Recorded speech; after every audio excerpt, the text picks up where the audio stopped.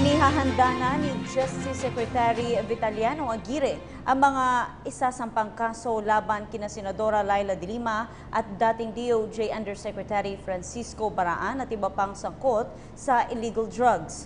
Plano ring ipa-freeze ang ilang mga bank account na nabanggit sa pagdinig kahapon sa Kamara. May report ang aming kasama ang si Waywaya Macalma via phone patch.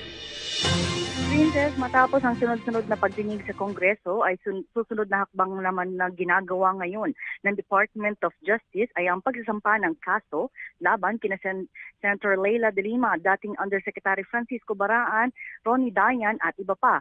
Ayon mismo kay DOJ Secretary Vitaliano Aguirre, ito na ang susunod nilang gagawin ay ang pagsasampa ng criminal case laban sa mga sangkot sa illegal drugs trade na nangyayari mismo sa loob ng New Bilibid Prison o MBP. Isa sa mga kasong balak isampa ay ang Republic Act 9165 o Comprehensive Dangerous Drugs Act. At sa ngayon ay kanila pang pinag-aaralan din kung pagsasamahin na lang nila ang mga kaso sa bawat individual.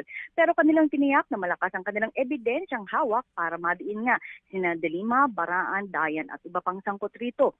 Paglilinaw naman ni Secretary Aguirre na importante na ma-establish ang koreksyon ni Ronnie Dayan kay de Lima dahil ito'y kailangan sa korte at bilang dating kalihim ng Justice Department ay dapat alam niya ito at ang dahilan nito lalo't siya ay isang abogado pa. Dito kasi mapapatunayan kung bakit labas-pasok si Dayan sa loob ng MVP.